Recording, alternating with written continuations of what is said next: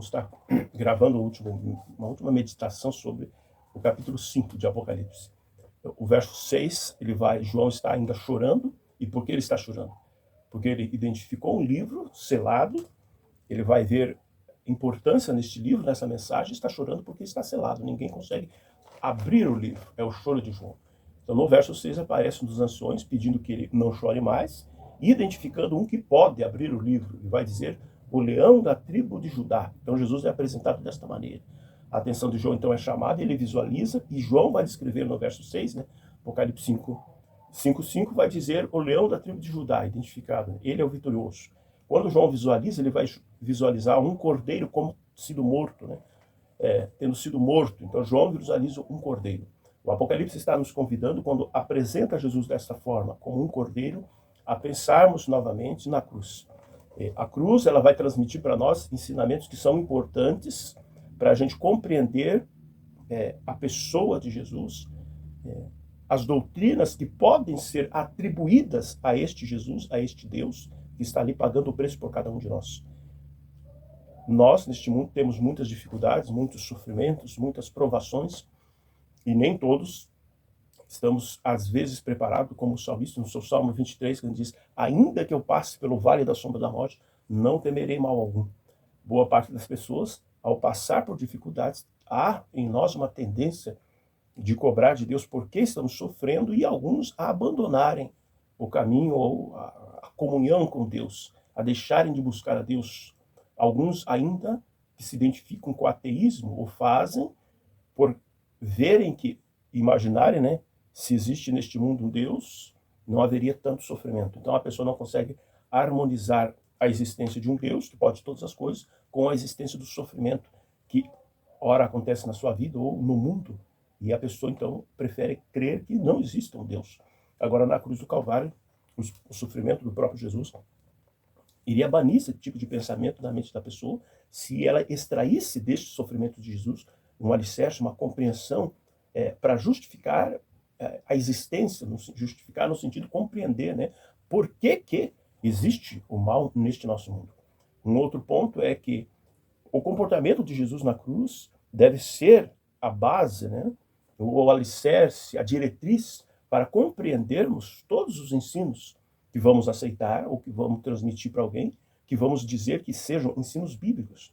Por exemplo, à luz do que acontece na cruz, é possível sustentar doutrinas como o tormento eterno, onde ensina-se que no final do processo, quando as oportunidades deixarem de existir, e vai haver, né, um grupo de pessoas que não aceitou a Jesus como Salvador, e o que acontecerá com elas? A doutrina do tormento eterno diz que essas pessoas estarão no lago de fogo eternamente. Então, eternamente sofrendo. Por quê? Porque rejeitaram a salvação que Jesus oferece. E como que Deus estará neste momento observando essas criaturas sofrendo? Estará satisfeito, estará contente, estará alegre pelo sofrimento, né? Será que isso se sustenta quando nós pensamos na cruz? O livro de Lucas, no capítulo 23, no verso 34, diz de um posicionamento de Jesus com respeito àqueles que estavam fazendo sofrer naquele momento, os participantes da crucifixão, desde o seu início até o seu final, quando ele vai dar seu último suspiro. E como que Jesus se dirige ao Pai, mencionando essas pessoas, verso 34 de Lucas 23, diz, contudo Jesus dizia, Pai, perdoa-lhes porque não sabem o que fazem. Então, esta oração de Jesus, Pai, perdoa-lhes porque não sabem o que fazem. Isso diz muito a respeito de Jesus. É no momento de sofrimento, né, no momento de dificuldade, no momento de dor, que é possível que aflore em nós o nosso pior. A pessoa está num momento de muita angústia, é possível que ela diga algumas coisas que normalmente ela não diria a uma outra pessoa. Algumas pessoas vão ser fisicamente agressivas em momentos de dificuldade, em momentos de dor, em momentos de sofrimento.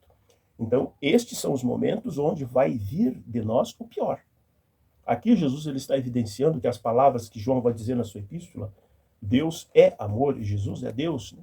Deus é amor. Então, perceba que existe uma diferença entre sentir amor e ser. Deus é amor. Por isso que neste momento não aflorou dele, neste seu momento de sofrimento, nada além do que ele é, amor. E sendo amor, o que ele faz neste momento de angústia, de dificuldade? Repito, são esses momentos onde o pior de nós pode surgir. E ele, não tendo um pior nele, ele vai dizer: Pai, perdoa-lhes porque não sabem o que fazem. E o que faziam? Aqui em Mateus há uma descrição do que faziam. O verso Mateus 26, o 65, depois do silêncio de Jesus diante de algumas provocações, acusações, guardava silêncio diante de tudo isso. O sumo sacerdote vai lhes dizer, então, o verso 62, levantou-se o sumo sacerdote e perguntou-lhes: nada responde o que esses estão falando contra você? O verso 63, Jesus, porém, guardou silêncio.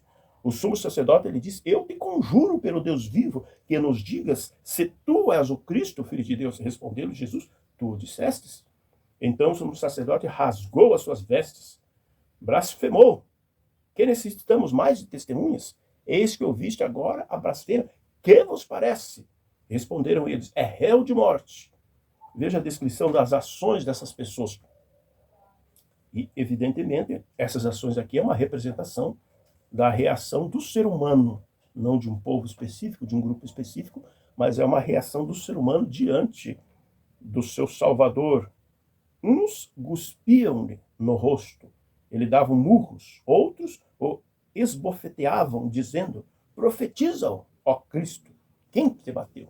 Então, no capítulo 27, ainda nessa sequência de ações pelas quais Jesus pede por perdão, identificando que as pessoas não sabiam o que estavam fazendo, temos ação aqui também dos soldados, despojando-lhe das vestes, cobriram-lhe com um manto escarlate, tecendo uma coroa de espinho, puseram-lhe na cabeça e na mão um caniço, e ajoelhando-se diante dele, escarneciam, dizendo: salve, rei dos judeus! E cuspiam-lhe nele, tomando o cálice, davam-lhe na cabeça. Então, todo este processo de sofrimento que Jesus está passando, de angústia, todas essas ações de todos os participantes que envolveram a cruz, Jesus lança sobre essas pessoas uma oferta de perdão. Dirigindo-se ao Pai, ele pede, Pai, perdoa-lhes porque não sabem o que fazem. Bastava a cada um deles aceitar esta oferta de perdão e estariam perdoados. Então aqui a gente vê, neste primeiro momento, que a cruz, ela nos ensina que estamos no mundo do sofrimento. E haverá, evidentemente, uma fatia, uma parcela de sofrimento que vai chegar até a nós em algum momento de nossa vida. É quase inevitável que soframos neste mundo. E Jesus, ele veio participar disso. Então ninguém pode levantar os olhos ao céu e questionar Deus, dizendo: por que eu estou sofrendo? Estamos sofrendo porque estamos inseridos num mundo de pecado, num mundo que está em rebelião contra o seu Criador. Mas Jesus, ele veio nos ofertar uma saída para este processo de sofrimento, que é a salvação nele. Então, no mundo tereis aflições. Ele vai nos dizer: tem de bom ânimo. Eu venci o mundo. Ele reserva no futuro um momento onde vai vir nos tirar deste mundo de sofrimento. A expectativa daquele que aceita Jesus deve ser essa: não se livrar do sofrimento ainda enquanto está inserido neste mundo, mas, estando inserido neste mundo de sofrimento, aguardar a promessa da volta de Jesus, onde ele vai tirar seus filhos do mundo de sofrimento. Este é algo que podemos aprender ao meditar na cruz. Outro ponto que podemos será que uma doutrina como a do tormento eterno, ela se sustenta para aquele que está observando as ações, o comportamento de Jesus na cruz? Será que existe harmonia entre o mesmo ser, o mesmo que pede, batem na sua face, gospem na sua face, tiram as suas roupas, levantam todo um conjunto de falsos testemunhos contra ele, e ele pede a essas pessoas que recebam perdão: Pai, perdoa-lhes, não sabem o que fazem. Isso num momento de angústia que ele esteja passando, onde seria o natural aflorar o que existe de pior naquele que passa por tal momento. E lá na frente, quando ele estará num trono onde toda criatura vai reconhecer que a verdade estava do lado dele, aí ele vai ter uma reação de pegar aqueles que o rejeitaram, lançar eternamente num lago de fogo. Penso que não há como sustentar esses dois comportamentos. Então, que Deus nos abençoe, que possamos extrair da palavra de Deus, e à luz daquele que vamos ver ao meditarmos constantemente na cruz, extrair ensinamentos que possamos dizer, realmente isto está em harmonia com aquele que pagou o preço que era meu, para que um dia eu possa ter a vida que ele teria direito. Que Deus nos abençoe para isso. Amém.